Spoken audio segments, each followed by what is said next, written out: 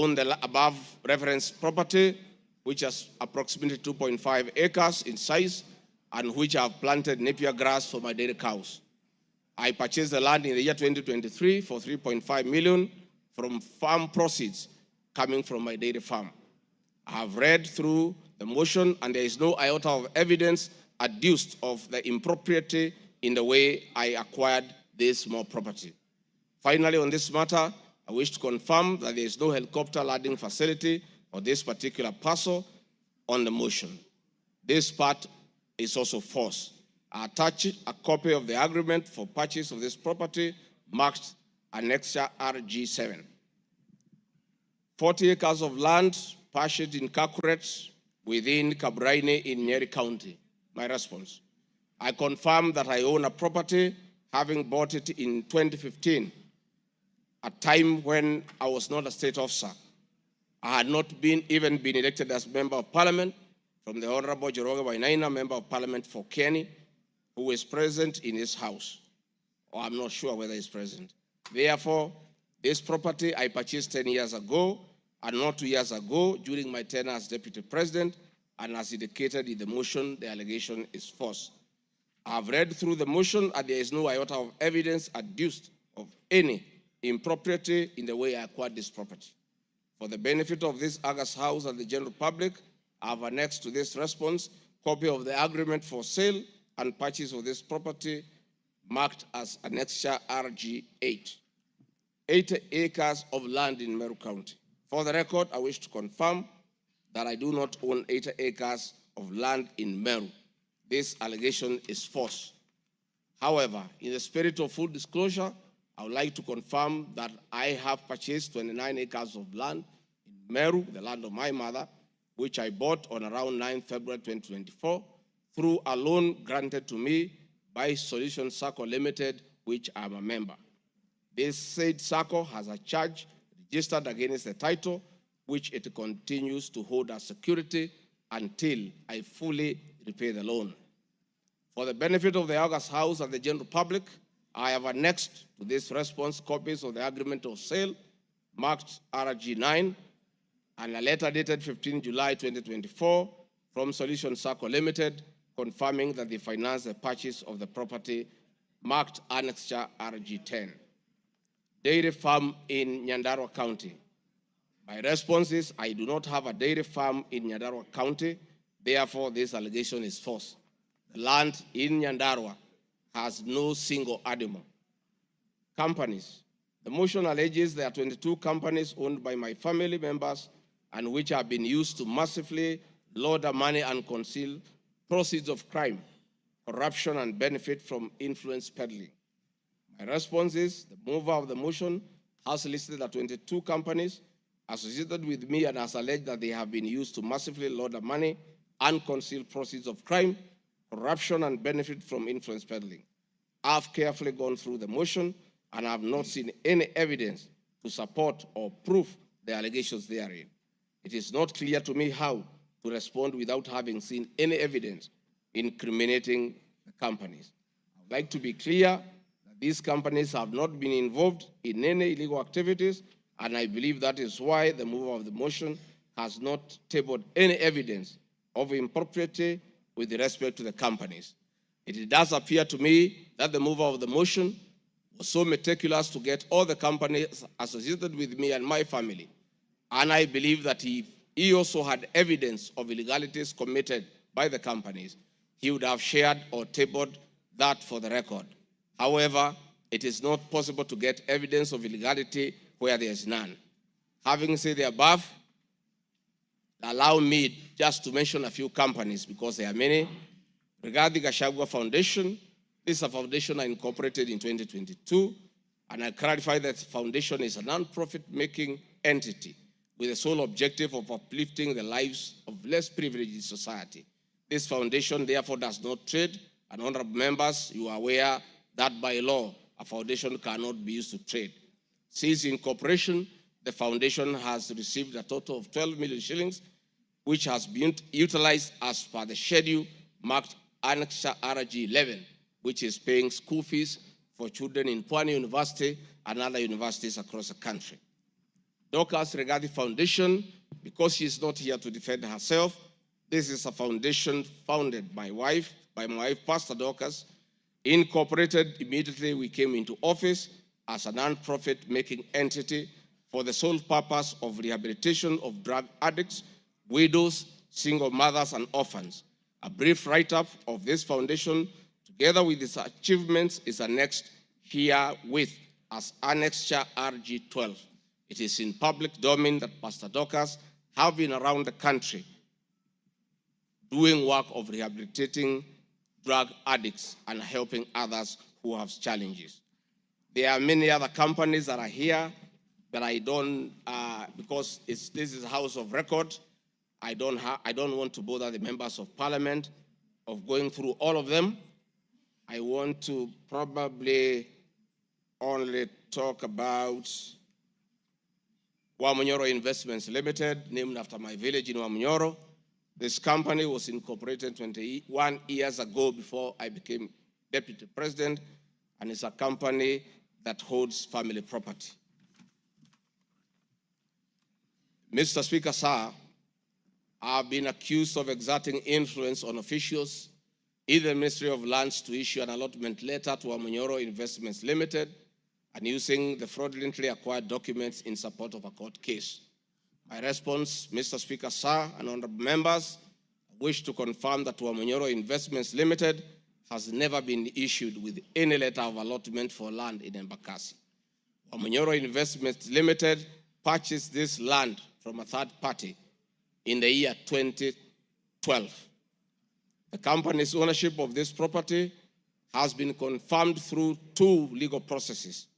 One, a case was filed before the National Land Commission in the year 2016, adjudicated, and a determination was made that this property belongs to Wamunyoro Investments Limited. That was long before I became the Deputy President of the Republic of Kenya. Again, a matter was filed in High Court, case ELC, case number E242 of 2022, which was filed before I became Deputy President. All the documents filed in support of this case were filed in court before I became Deputy President, and no documents have been filed by myself in court upon becoming Deputy President. This being the case, it is not true that I have used my office as Deputy President to manufacture documents filed in this matter. The High Court found that this land legally belongs to Wamunyoro Investment Limited and issued the appropriate direction. This matter has since been challenged in the Court of Appeal. I invite any honorable member who may want to be enjoined in this case to have the liberty to do so. Mr. Speaker, sir, I have been accused in the irregular procurement of mosquito nets at a cost of 3.7 billion. In response to paragraph 45 of ground 7 at page 23 and 42, paragraph 78 and ground 11 and page 36, 37 or 42 of the impeachment motion, I wish to respond as follows. It is not true, as claimed in paragraph 3 of the witness affidavit of Andrew Mulwa, that I was involved in the KEMSA 3.7 billion irregular procurement of malaria nets, either directly or through proxy. Further, Shobika Impex Limited was not awarded the subject tender as the acting director of procurement, Dr. Justice Kinoti, by letter 5th May 2023, formally notified Shobika Impex Limited that its bid was unsuccessful because its tender security was not paginated and the tender was hence non-responsive. That is clear at paragraph 4 of the witness affidavit of Andrew Mulwa. He contradicts himself by claiming that on 11 July 2023, I pressured him to surrender the original bid board, yet by the letter dated 5th May 2023, KEMSA had requested for collection of the original bid. Thus, there was no cause to pressure to be exerted on Mr. Mulwa for any other purpose. I am aware of a foreign company known as Shobika Impex Private Limited, domiciled in India, and which appointed Crystal Kenya Limited as its local agent in the year 2014, that is 8 years before Gachagua became the deputy president. To date, Crystal Kenya Limited has complied with the agency terms between itself and Shobika IMPEACH Private Limited, annexed hereto and marked as Annex RG 18 in an appointment agency letter by Shobika IMPEACH Limited in the year 2014. Sometime in 2023, Kenya Medical Supplies Authority advertised tender number GFATM MOL NFM 2022-2023 for supply of long-lasting insecticidal nets using the international open tendering method of procurement on behalf of the Global Fund. The monies for supply of the nets, as per my understanding, was a pure grant from the Global Fund. I am aware that Shobika IMPEACH Limited still participates in doing business with and has not been debarred by the Global Fund to date. I believe being technically qualified to provide and deliver the goods subject of the tender document, having the financial ability to do so, and without their participation or assistance from Crystal Kenya Limited, Shobika IMPEACH Private Limited independently participated and submitted in its bid in response to the subject tender pursuant to an invitation by KEMSA. Having not participated in the subject tender, Crystal Kenya Limited did not submit any of the documents in response to the subject tender. Specifically, Crystal Kenya Limited did not submit a bid board or tender security in its name in response to the subject tender. It is therefore not true that Crystal Kenya submitted a fake bid board with an intention to fraudulently acquire public property. It is also not true that with my sons, I used Crystal Kenya to massively launder money, conceal proceeds of crime, engage in corruption, and benefit from influence peddling. Subsequently, by the letter 5th May 2023, KEMSA notified Shobika IMPEACH Limited that it was not successful because the tender security was not paginated and requested Shobika IMPEACH Private Limited to collect its bid security from the procurement office immediately. Annexed hereto and marked Annex RG 19 is a said letter by KEMSA dated 5th May 2023. However, EACC commenced investigations of the subject tender, and on conclusion of the investigation by EACC and the Senate on the subject tender, KEMSA CEO Terry Ramadhani, who had been suspended on this issue, was appointed Kenya's Deputy High Commissioner in New Delhi, India by President William Ruto. Thereafter, Crystal Kenya Limited, a Shobika IMPEACH Limited agent in Kenya, followed up in the release of Shobika IMPEACH Private Limited's bid board tender security on behalf of Shobika. Annexed hereto and marked Annexure RG20 is an email from Shobika IMPEACH Private Limited email addressed to Crystal Kenya Limited, together with a letter of even date confirming that Crystal Kenya Limited had authority to collect their bid board. KEMSA was mandated to immediately release the bid board tender security upon determining that Shobika IMPEACH Private Limited was unsuccessful in the subject tender, and that is why they requested that the same be collected from its procurement office. KEMSA did so, as can be seen in its letter dated 11 July 2023, annexed hereto and marked Annexure RG 21 in the said letter by KEMSA dated 11 July 2023.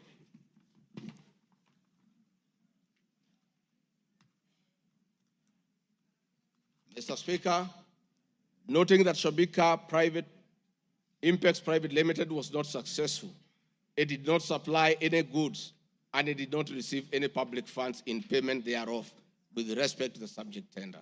Accordingly, I have not committed any crime under Section 45(1), 46, 47A3, and 48(1) of the Anti-Corruption and Economic Crimes Act, and Section 2, 3, 4, and 5 of the Proceeds of Crime and Money Laundering Act.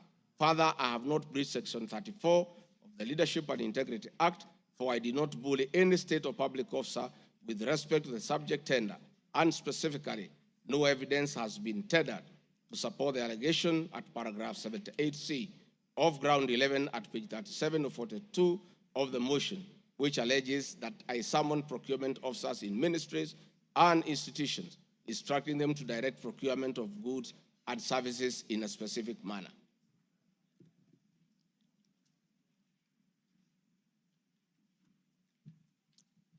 I have been accused of unnecessary and expensive renovation of the official residence of the Deputy President in Karen and Mombasa.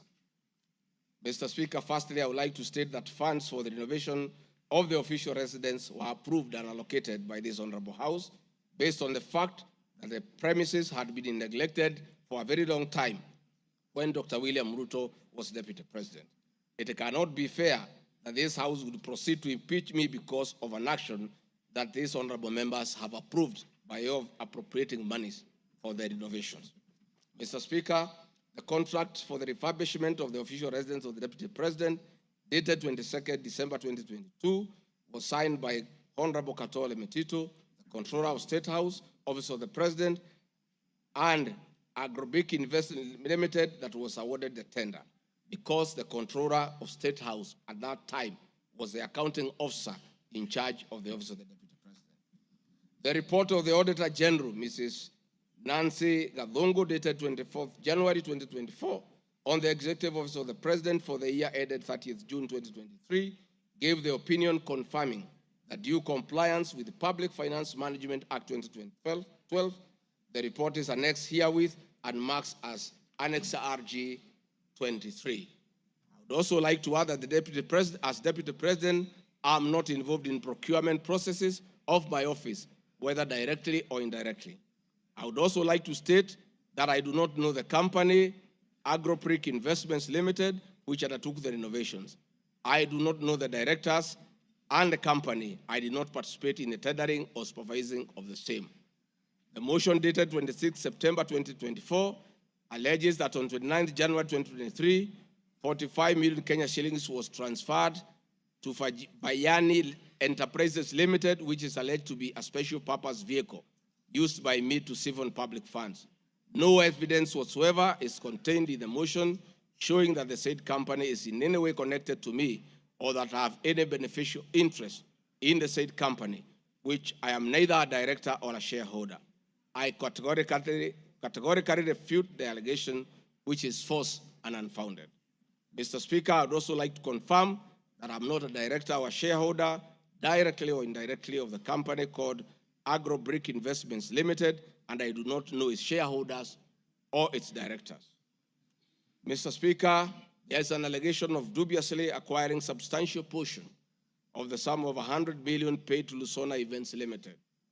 My response, Mr. Speaker, is just like in the above other matter. I have read the motion and I would like to state that there is no evidence that this company is linked to me. I wish to categorically state that I have no beneficial interest in the said company, and neither am I affiliated in any way to the directors and shareholders of the said company.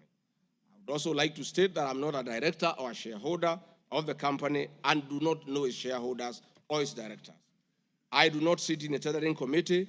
I am not the accounting officer of the Office of the Deputy President. I have also not had any complaints against the manner in which the company undertook the work. I am unable to confirm the allegations on funds withdrawn from the account of the company since I'm not a signatory to its account. I am not associated with the company in any way whatsoever.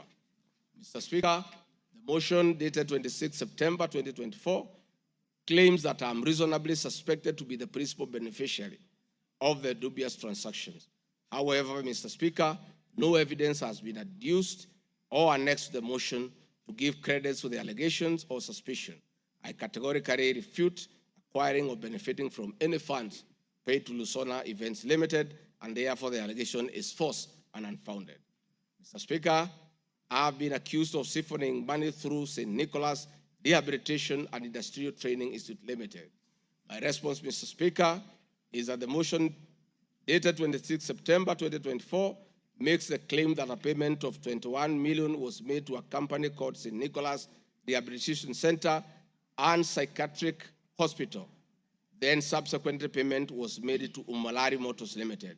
The motion claims that it is suspected that the entire transaction was used by me to siphon public funds and the payments typify money laundering transaction. I am not a director or a shareholder of this company, and I've never received any payments from this company. Similarly, I'm not affiliated or related to the shareholders and directors of the two companies. No evidence has been annexed to the motion showing that I was a beneficiary of the funds paid as alleged. I wish to point out that I'm not the accounting officer in the office of the Deputy President, and I'm not aware that the payments made to this company by the office. The allegation is therefore false and unfounded. Mr. Speaker, there is an accusation of alleged sensational but false accusations against the Honorable Lady Justice Esther Maina. My response, Mr. Speaker, it is alleged in the special notice motion on ground 4 on page 14, at a gross violation of the Constitution, that I publicly attacked the Honorable Lady Justice Esther Maina and forcefully threatened to bring action against her. First, Article 160, Subarticle 5 of the Constitution provides that the judge cannot be found liable in a court of law for actions taken in good faith in lawful performance of their work. This provision is not a bar on freedom of expression guaranteed under Article 33 of the Constitution, nor a bar of the right to seek redress for legal wrongs simply because a wrong is committed by a judge. The exit multiple legal fora in which to take action against a judge for any actions that are not lawful. My statements were protected speech consequent to a decision by the learned judge in a matter involving my personal assets, which I disagreed with and found to be wholly unfair. The matter having been concluded at that stage, my criticism of the decision was not sub judice, nor in any manner prohibited by law. While I respected the ruling of the learned judge, I was in absolute disagreement with it. Contrary to the assertions in the special motion, I did not falsely threaten to bring action against the learned judge.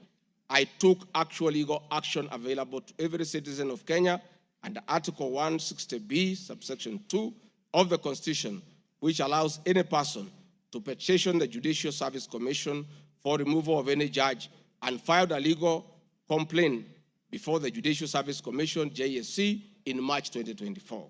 The complaint being live before JSC, discussion of the conduct of the learned judge in the said manner here would be sub judice. A copy of the complaint is annexed herewith and marked Annexure RG 24.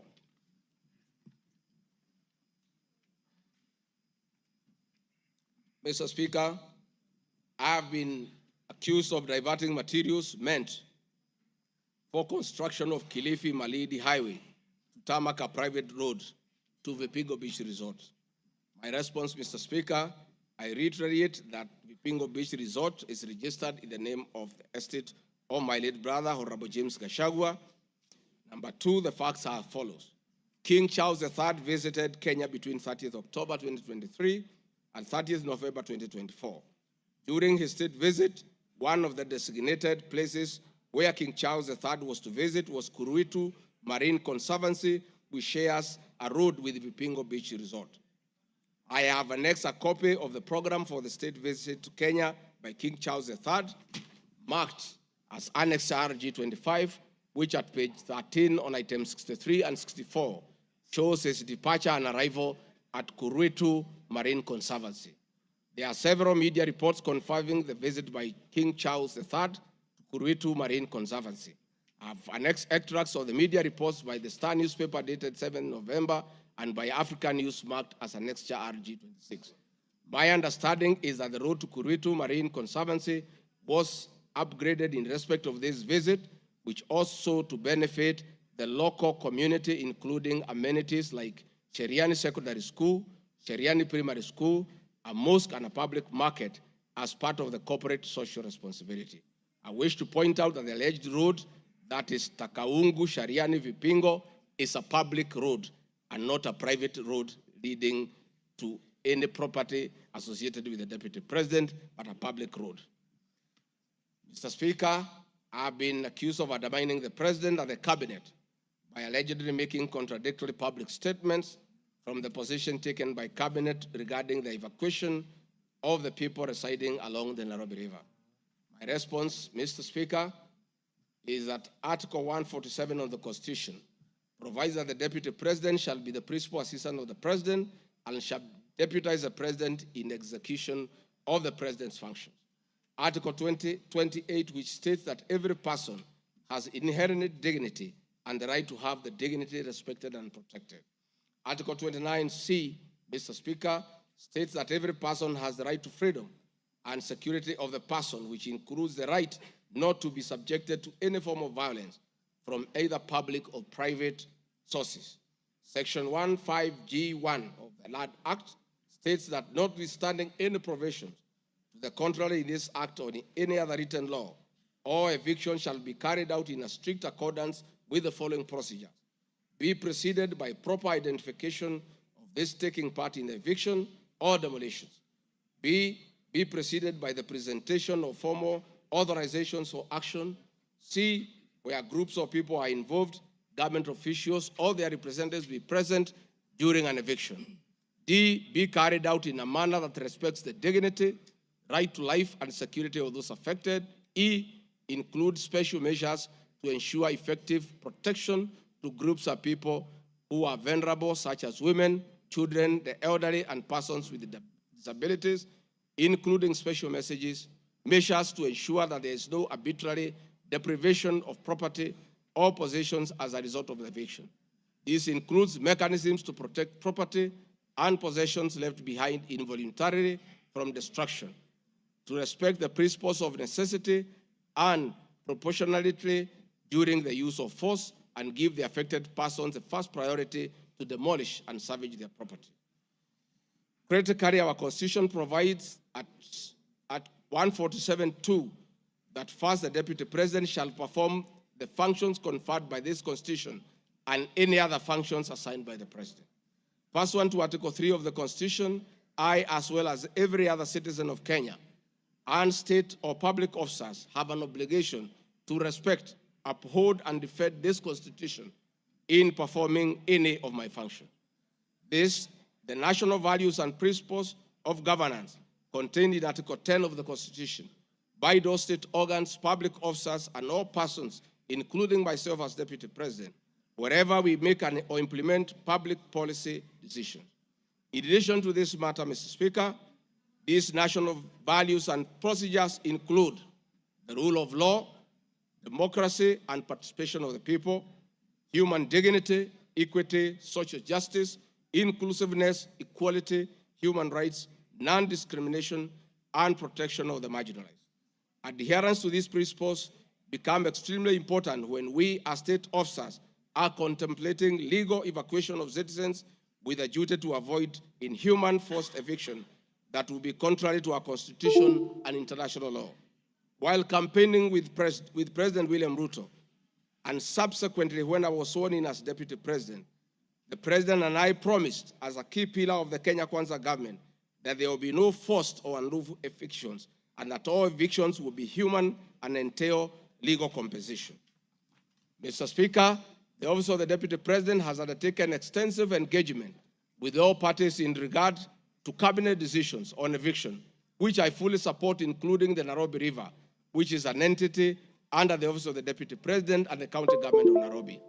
Adherence to these principles become extremely important when we, as state officers, are contemplating legal evacuation of citizens with a duty to avoid inhuman forced evictions that will be contrary to our Constitution and international law. Guideline number 6 of the United Nations General Assembly Guidelines for the implementation of the rights to adequate housing prohibits forced evictions, and that the state should ensure that any eviction under domestic law are fully compliant with international law. The guidelines further require meaningful engagement with communities to ensure that the rights of residents are implemented cooperatively without the need for eviction procedures or police enforcement. Of government directives on the eviction, save for the fact that on being informed that the persons residing along Nairobi River would be evicted and paid 10,000 shillings only, which I and many other Kenyans felt was inadequate compensation for eviction. I insisted that the government should abide by the constitutional dictates and international norms while implementing any cabinet decisions, including eviction, and maintain the dignity of the citizens of Kenyans facing eviction. My statements did not and cannot be construed to undermine the president by insisting that people should not be evicted inhumanly and without adequate compensation. Mr. Speaker, I've been accused of undermining devolution by allegedly holding a meeting in Nairobi Wakulima Market. The motion alleges that on 28 September 2024, I unlawfully interfered with the running of the Nairobi City County government by holding a public rally where I allegedly incited citizens against lawful directives of the county government on planning and allocation of markets. My response, Mr. Speaker, is that the motion alleges that on 20 September 2024, I unlawfully interfered with the running of the Nairobi City County government by allegedly inciting citizens against lawful directives. Article 6(2) of the Constitution provides that the government at national and county levels are distinct and interdependent and shall conduct their mutual relations on the basis of consultation and cooperation. This being the case, it cannot be said that there is a violation of the Constitution when someone from the national government makes a comment on matters relating to county governments. The traders had sought me out to intervene and request the governor on their behalf to dialogue with them and seek a solution to the grievances with regard to the relocation of markets. I request that a video annexed RG Video 3 be played for the benefit of members to say what I said.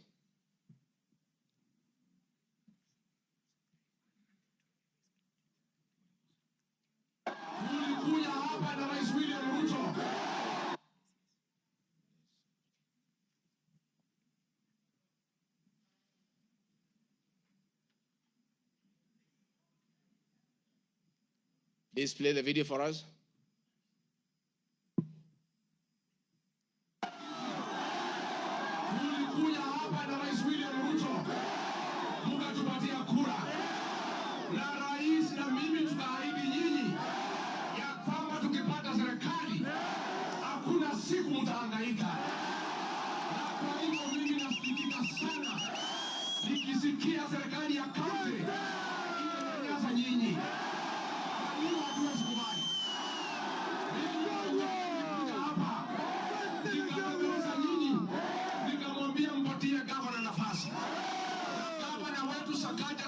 Tukakubaliana ya kwamba akiwa gavana wa Nairobi, Rais William Ruto akiweko, mdogo wake, wafanyabiashara wetu watapata nafasi ya kufanya kazi yao. Na mimi nataka kuomba kwa heshima,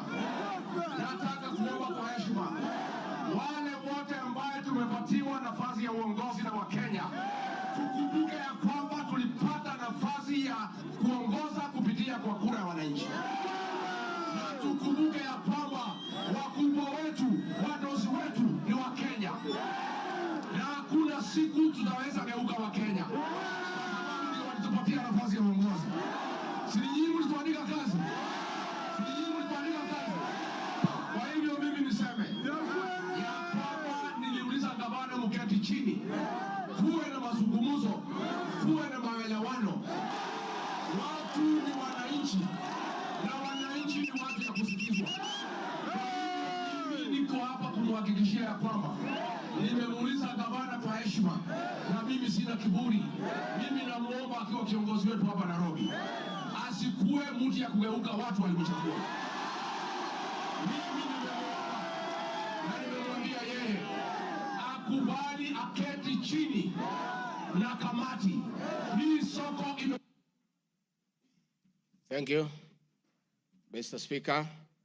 My counsel has just drawn my attention that in my earlier explanation on Nairobi River, I have a video 1 and 2 that I would like you to play so that I buttress my point on what I meant. Please, video 1 and 2. People of Kenya to work hard. We don't have a choice. Once we try to fix this economy and create a good working environment where we don't criminalize enterprise, where ordinary Kenyans are allowed to work, where businessmen are not harassed by KRA,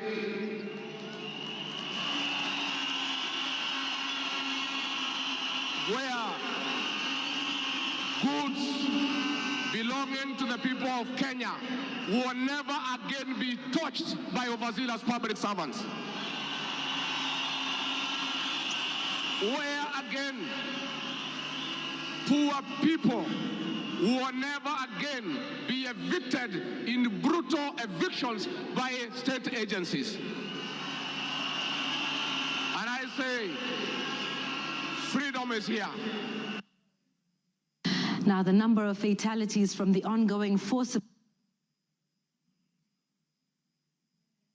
eviction by the government has risen to 3, with another tragic loss in Mathare on Monday. An 18-year-old boy died as a bulldozer brought down a church in the area just moments after President William Ruto left. The young man, who was assisting in salvaging the church's belongings, became a casualty of the demolition. Earlier on Saturday, 2 individuals lost their lives in Mukuru kwa Ruben during a similar eviction exercise. Ben Kirui reports. Monday evening, the ongoing forcible evictions in flood-prone areas tragically ended yet another life. The 18-year-old Ian Otieno lost his life in Mathare moments after President William Ruto left the area where he had been assessing the effects of floods. Bulldozers descended on homes near riverbanks, flattening structures marked for demolition. Winnie Makinda, Ian's mother, struggled to comprehend the loss of her son, a candidate in this year's KCSE. Wakaambia mtu atingatinga usiangushe hiyo ukuta. Kuna hapo ndani kuna watoto wa watu. Wacha kuangusha hapo ndani kuna watoto wa watu. Akaambia wamama waache kumpigia kelele.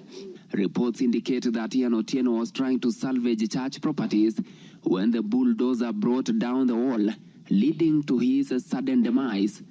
Driver wa tingatinga vile tu alianza kubomoa hata mara ya kwanza huko mbele, alikuwa tu anakani kama hata watu wakimwambia ngojea watu watoe vitu hataki kusikia. Nilichimba hivi, mtoto wangu alikuwa anataka kutoroka, sawa. Unasikia alishika mtoto wangu na hiyo kitu hapa. Mtoto wangu akienda hivi, mtoto wangu ana hii. His death led to demonstrations by residents, prompting police intervention. The law enforcers lobbed tear gas canisters to disperse rioting residents. Watu wakachukua mwili tena tuonyeshe maskari yenyewe wametulia mtoto. Maskari kutuona kwa gate wakaanza kutoa gun, wakaanza kulipua shoot. Residents insist they will comply with government orders to vacate houses along riparian lands only if provided with alternative housing solutions. Saturday's demolitions in Mukuru kwa Ruben claimed 2 lives and injured 3 others, sparking outrage among residents who blamed the government for forcible evictions despite many not yet being relocated. Last week, the government mandated the evacuation of all residents from risky areas within 48 hours, including those near dams, those in areas prone to mudslides, and Kenyans residing on riparian lands. Ben Kirui, Citizen TV, Nairobi. Hakuna tena mambo ya evictions katika Nairobi. Kama kutakuwa na maneno, ni maneno ya relocation ambayo itakuwa ni kwa utaratibu bila ya mwananchi kuvunjiwa nyumba. Uwezi kutoka nyumbani alafu unarudi jioni unakuta masufuria barabarani na blanketi sijui imekaa wapi. That one will not happen again. We want to make sure that we are an orderly, humane society that respects the right of everybody, irrespective of who they are or irrespective of their financial status. We are all equal before the Constitution. Tumekubaliana watu wa Nairobi? Vijana tumekubaliana? Thank you, Mr. Speaker. That was President William Ruto talking the same language as his deputy, that brutal and forceful evictions have no place under this administration. We have seen a video of brutal eviction. We have seen young children crying in tears. The deputy president is being accused of undermining his boss by just doing what his boss said, that we should never forcibly, brutally evict the people of Kenya. Mr. Speaker, the leadership of Nairobi business traders approached me sometime in March 2024 at the official residence to discuss multiple issues affecting business and requested engagement in the solution and intervention on these issues. Consequent to this meeting, I directed that short, medium, and long-term strategies be undertaken, coordinated by the Office of the Deputy President, to address the issues raised that cut across various agencies, including KRA, Kenya Post Authority, Anti-Counterfeit Authority, Kenya Bureau of Standards, the National Police Service, and the Kenya Copyright Board. On 11th April 2024, the Small Traders and Government Agencies Technical Committee, coordinated by my office, held a meeting to discuss issues raised by the small traders, including Muthurwa Market, attended by the Office of the Deputy President's staff, in a supportive role in keeping with the draft framework of cooperation and engagement between the government, the Nairobi City County government, and Nairobi business traders. Subsequent this, Mr. Speaker, is clear that my office have been having meetings with the governor of Nairobi on various matters affecting the people of Nairobi, and hence the Deputy President cannot be accused of undermining devolution. Mr. Speaker, I've been accused of undermining devolution by allegedly holding meetings to fight alcohol. I'm sorry, Mr. Speaker, if the House took it that I say the House is a theater of the absurd. I was talking about this specific charge of undermining devolution by holding meetings to fight alcohol to be discussed in this House. That, to me, is what I thought that moment. If it's 5 minutes or 10 minutes, that would be the theater of the absurd. I did not attribute in any way by trying to demean this House that I sat for 5 years, by calling it the theater of the absurd. But this particular charge, Mr. Speaker, drug and alcohol problem in Kenya has been on the increase, and many of our youth have become addicted to alcohol and their lives destroyed because it causes them to drop out of school and start engaging in petty crime to look for money to buy alcohol. I'm a strong advocate for youth rehabilitation from alcohol and substance abuse, which I continue to encourage and support in order to save our future. With regard to alcohol control and regulation, I wish to state that I have held several meetings with the governors in Meru, Chuka, in Mombasa, in Nakuru, in Nyeri, and the efforts that President William Ruto asked me to lead in eradication of illicit brew has been very successful, and we have been working with the governors and county assemblies who have been developing legislation on the control of licensing of alcoholic drinks. If there is one program that has had the best working relationship between county governments and the national government, it is this particular program. I'm a bit emotive about illicit alcohol because I lost my brothers. One who was a medical doctor to alcohol, another who was a farmer to alcohol. I take it passionately. I don't know who complained about this particular charge. I have not seen any evidence of any complaint, and I have not had any person in Kenya complaining that the Deputy President is undermining with the devolution by leading the war on illicit brews and drug abuse. Whatever this House decides tonight and the other subsequent House, whatever happens to Rigathi Gachagua, whether he's in or out of office, this war must continue and must be won for the sake of our children. I want us to watch video number 4, RG4. Leaders, those of us who have been elected, Madam Waiguru, Governor Kahiga, Badirisha, Kangata, Wamatangi, what shall we tell our people? Where are we? What shall we tell the people who elected us? When we meet them, what shall we tell them? When our children got wiped out by alcohol and drugs, where are we? We'll have nothing to say. Dede Nyoro, Kimani Ichung'wa, Madenge, mutaambia watu nini? Mukami, mutaambia watu nini? So please, this forum here today, let us be open and candid Speak from your heart. Let us know what ails us. What is it must we do? We have the support of the president, and he is waiting. He has told me by 7 p.m. today, he wants a report. He cannot accept the situation. He cannot.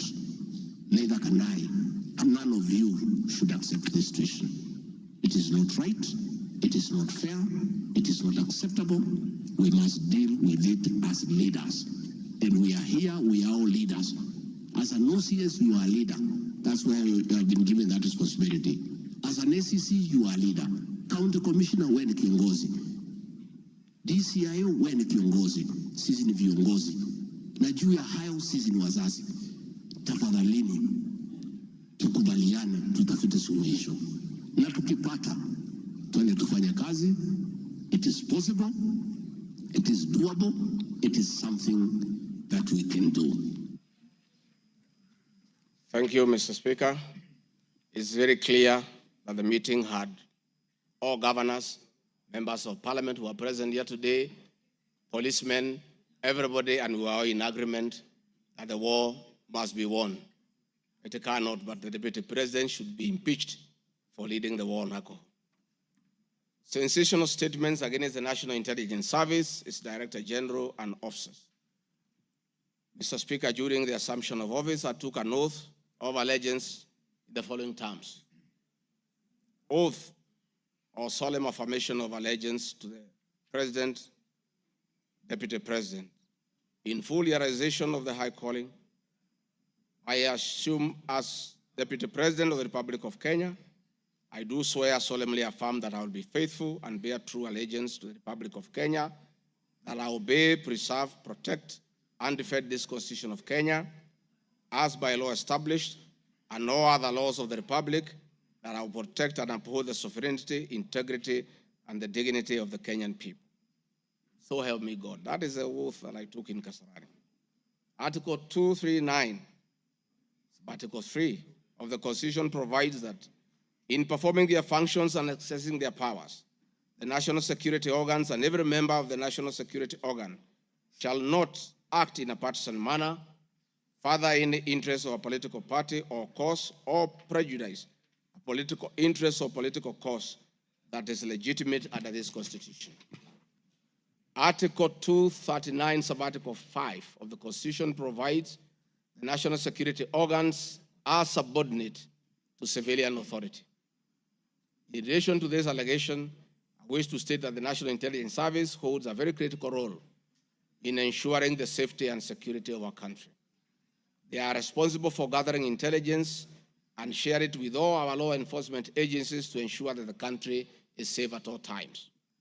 Consequently, when the country was caught flat-footed with regard to the scope and extent of the public's dissatisfaction with the Finance Bill 2024, which degenerated in a Gen Z protest, it pointed to the failure of the National Intelligence Service in carrying out its mandate. I am persuaded that the National Intelligence Service ought to have known beforehand that the public was completely opposed to the finance bill, and they ought to have briefed the president before the protest began, and this would have caused a change of tact by government regarding the proposed bill, and the protest which culminated in the loss of innocent lives and destruction of property could have been avoided. Hence, I expressed my opinion on this in my public media briefing in Mombasa, and my utterances were not any different from what happens in other countries when there is a lapse or failure by the intelligence agencies. The nation has witnessed unfortunate instances of several extrajudicial killings, abductions, and disappearances. I firmly believe that if the National Intelligence Service had acted diligently, these instances would not have been witnessed. Under the Constitution, the government agencies are supposed to be accountable to the Kenyan people, including the National Intelligence Service, and calling them out when a dereliction of duty does not amount to undermining them. I am also aware that the Kenya Kwanza government has been at the forefront in calling out officers who do not seem to understand their work. Recently, my boss, the president, publicly complained that there are some PSs and CSs who did not seem to understand their role. Please play for me video number 5, RG5. On President William. Ruto has today described some members of his cabinet as utterly clueless and uninformed about the dockets they occupy. And in a sign of trouble for cabinet secretaries, the State House gates were shut for those who arrived late, with both President Ruto and his deputy Gachagua giving a sharp tongue lashing to the latecomers. And our Citizen TV's Timotai Goin reports the atmosphere at the State House, Nairobi, left little doubt on President Ruto's disappointment with a vast section of his 22-member cabinet.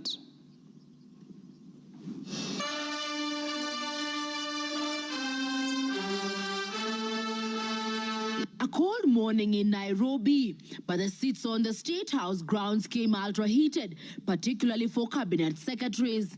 The cabinet members came here to sign performance contracts, but the oral appraisal of the day spurred anything between trouble and outright doom. If you cannot keep time with your employer, you have basically dismissed yourself. I mean, it's just as simple as that. So, for those who came late, who are members of the executive, I will be expecting a written explanation, and it should not include matters of traffic.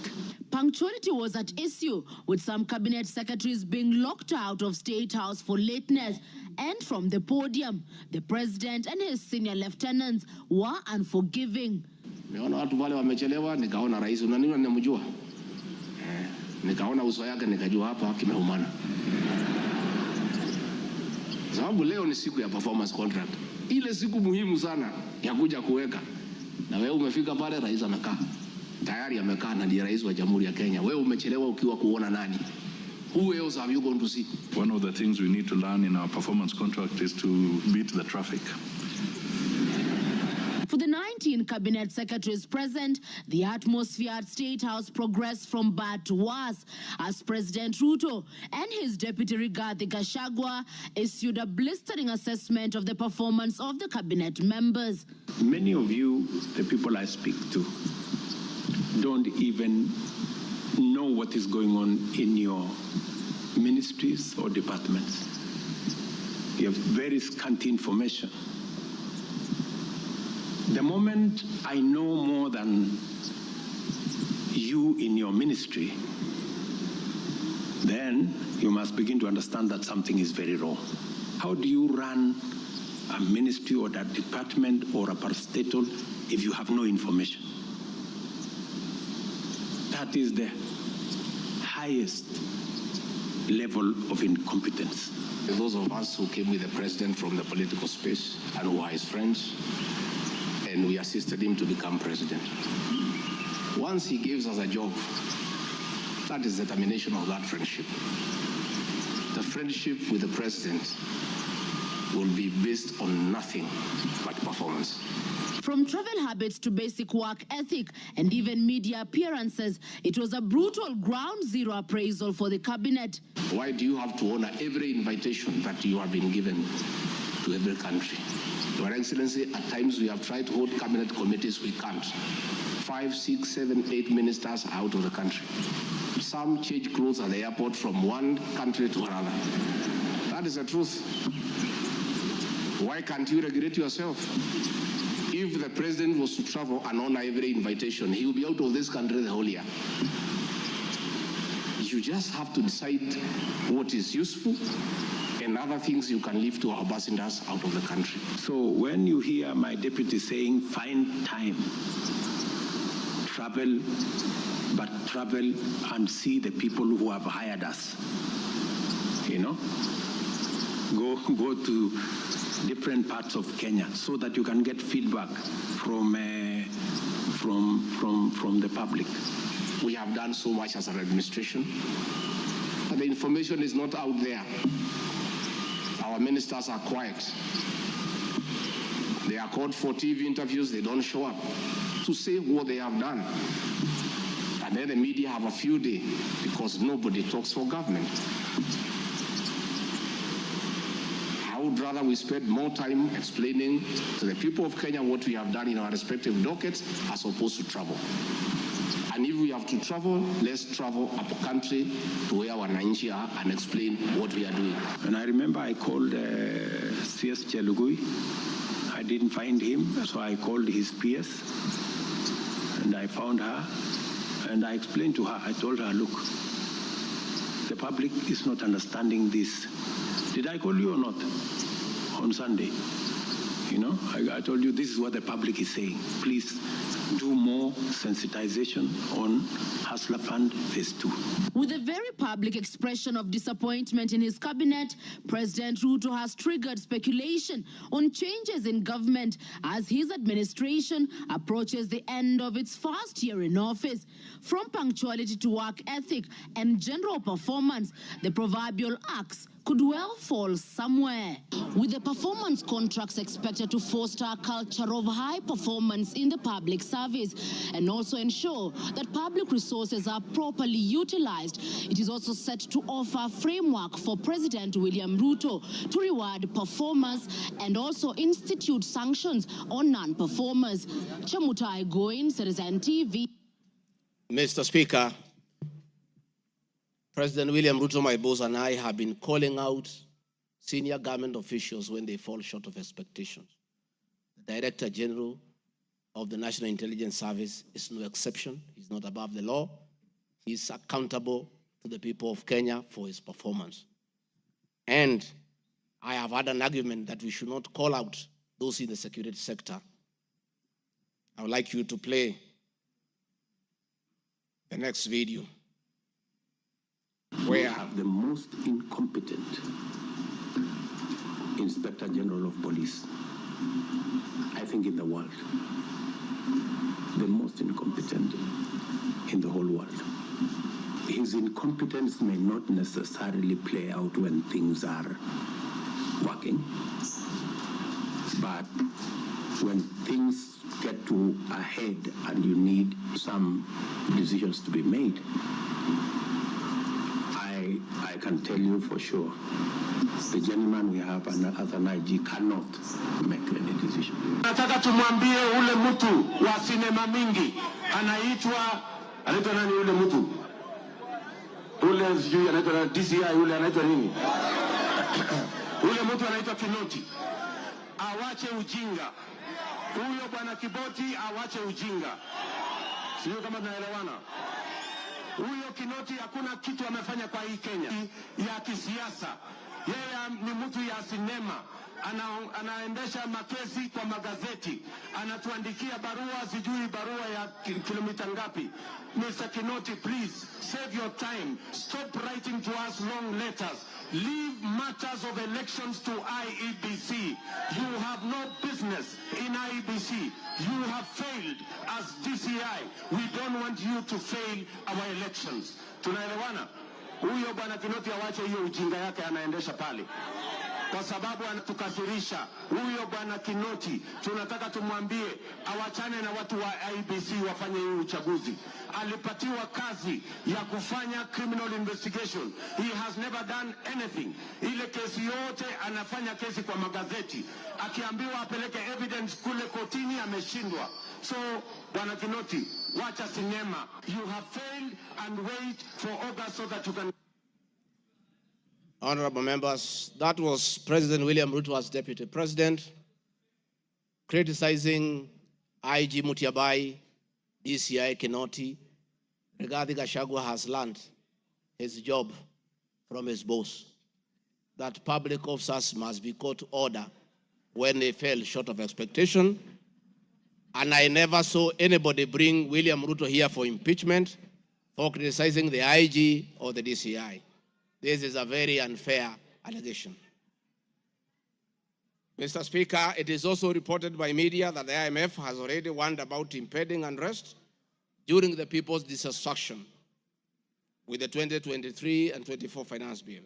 Many of you will recall, Mr. Speaker, after the September 11th terrorist attack in the US intelligence agencies were massively criticized, and an inquiry was even opened to investigate why their intelligence agency was not able to detect and thwart the attack All we are saying is that our National Intelligence Service is accountable to the people of Kenya for its performance.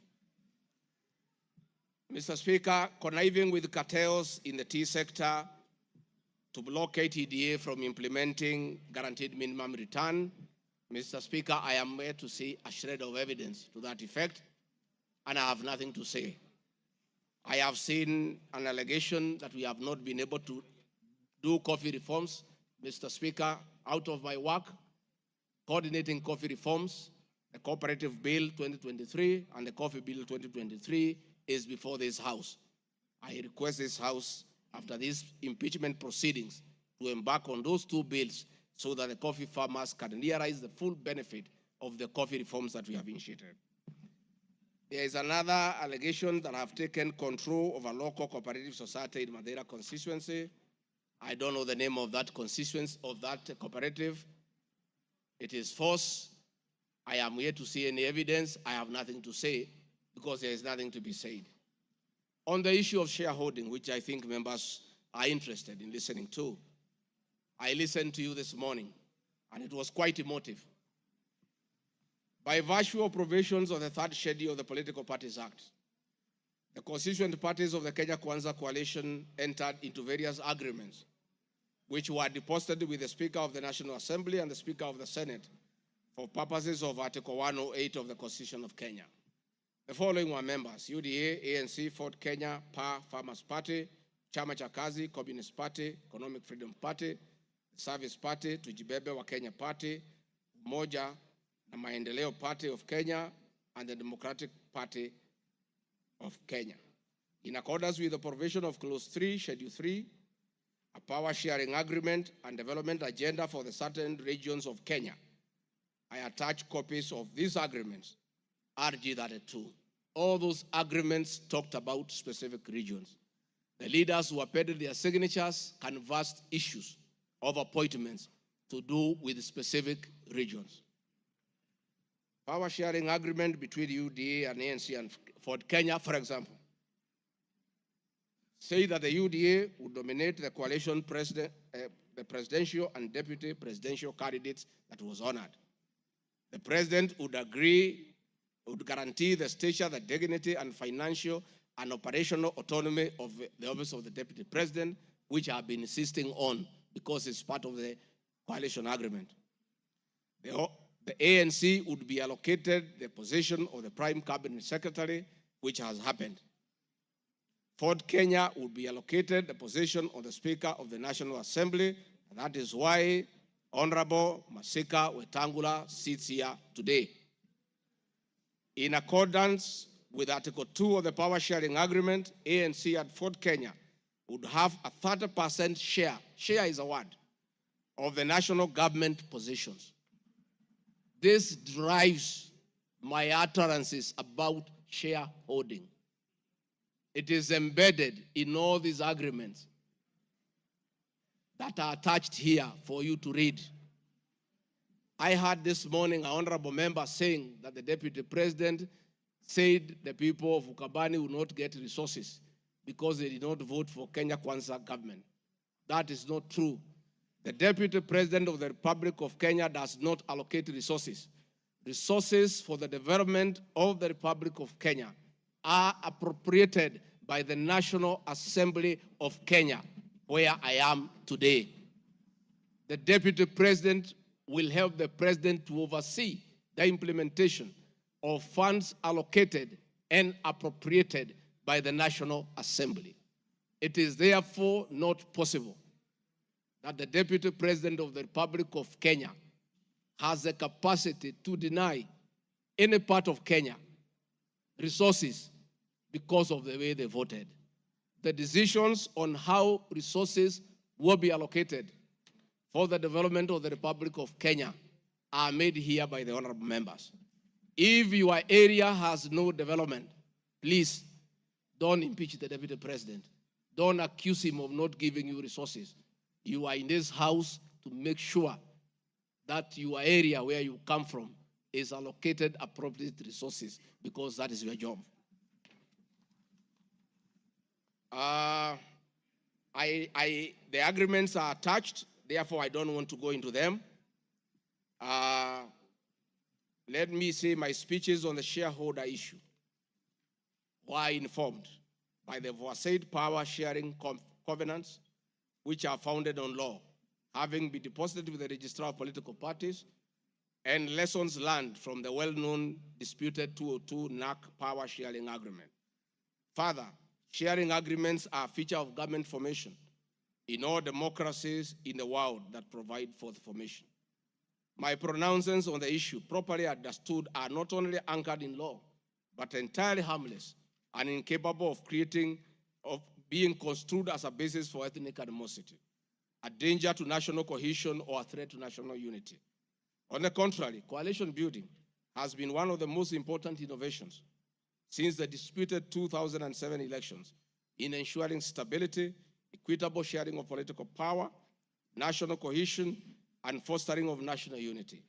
Indeed, Kenya Kwanza main opponent in 2022 general election, Azimio la Umoja Coalition, One Kenya Coalition Party, was a political party consisting of 25 political parties who also executed a power sharing agreement based on shares. I'm also aware that the Jubilee Coalition that executed a 50-50 power sharing agreement between TNA Party and URP Party for 2013 general election. I have thus not violated Section 13(1)(a) and 62 of the National Cohesion Integration, nor has this commission summoned me to explain any of my comments and how it can affect cohesion. However, notwithstanding the said power share agreement, upon election as Deputy President, I went out of my way, as required by the Constitution of Kenya, to serve all Kenyans regardless of their political preferences during the election or ethnic origin. I now produce the following video showing some of my speeches all over the country as marked RG Video 7.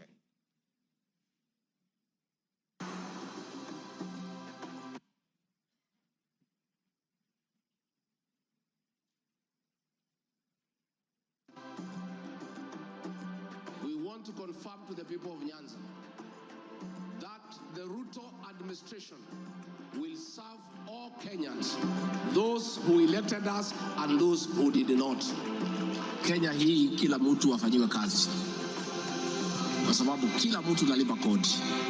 Mimi sikusema Kenya ni ya shareholders, nilisema serikali, ukiunda serikali wale wanakusaidia kuongoza, unatakiwa uweke wengi wale walikuamini na wale walielewa manifesto yako. Mimi nimetembea Kenya, unasema nilikuwa Mombasa, hii hapana mlima. Mimi nilikuwa Wajia, hii hapana mlima. Nilikuwa Garissa, hii hapana mlima. Nilikuwa Mount Elgon. Nandi nimekuja karibu mara 10. Eldoret nimekuja karibu mara 6. Kericho nimekuja mara 4. Tea conference ya chai tulikuwa na nyinyi, niliwapa Kericho. For now, kazi yetu ni maendeleo. Tutafanya kazi na kiongozi wowote, akuwe wa chama ile, akuwe wa chama hii, we don't care. This is the time to serve the people of Kenya, and we shall work with all elected leaders, irrespective of their political affiliation. Mr. Speaker, copies of documents demonstrating my efforts within the mandate allocated to me by the President to address security issues and economic equalization programs and policy in historically marginalized areas is Annex RG33. The decision to embrace the broad-based government following the dissolution of cabinet after the Gen Z protest. I attached my video during the launch of the Honorable Raila Odinga's quest for EU chairmanship at State House, again as a demonstration of my embracing the broad-based government.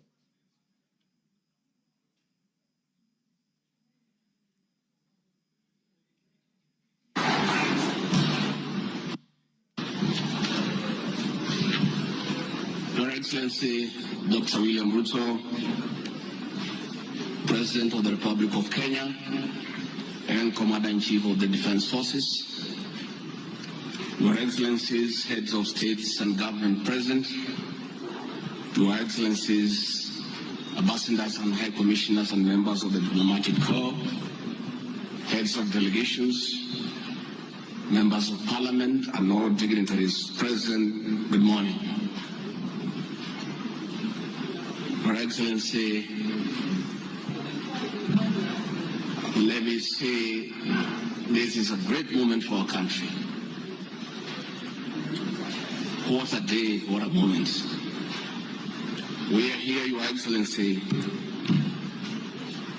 as a country to unveil Kenya's finest to go and lead Africa. It's a proud moment for this country. And I want to say, Your Excellency, the people of Kenya have been united to a man by the candidature of the Right Honorable Raila Odinga to be the chairperson of the African Union Commission. This is a quest that has brought pride to our nation. And I would like to tell the leaders here from Africa and the representatives that as a country, as we present the Honorable Raila Odinga to be our candidate, it is because Africa, our motherland, deserves the best.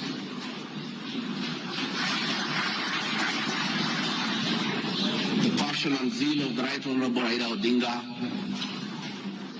in Pan-Africanism is well documented. Passion knows no age, knows no limit.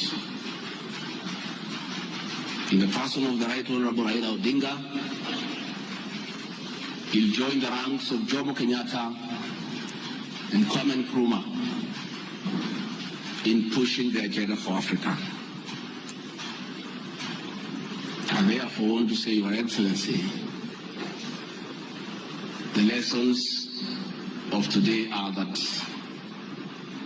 Raila Odinga, the Right Honorable, is a man of great resilience, endurance, and perseverance. Today, you are going to unveil the transformation of the Right Honorable Odinga from a national leader to an African statesman. And for us in leadership, we have learned great lessons of resilience, endurance, and perseverance. Somebody may ask, why is Rigathi Gachagua, who has before had issues with the leadership of Raila Odinga? As a truthful man, I had nothing against him. It's only that we were competing for the same position between him and my boss. Now that he is going for a bigger seat in Africa, all of us, from the president, I, and the rest of Kenya, are behind him. And the Right Honorable Raila Odinga, as a man who listens to the ground, let me confirm to you, I've listened to the ground, and all Kenyans across the political divide, across communities, are in support of your candidature, and we wish you well. Before I call Your Excellency, let me acknowledge the place of family, not just in our lives, but in leadership. I think it is a great moment for the Right Honorable Raila Odinga. It's appropriate that I acknowledge on behalf of the country the role Mama Ida Odinga has played in the life of this great son of this land. Mama Ida Odinga, we salute you as a country for having been a very strong pillar to your husband.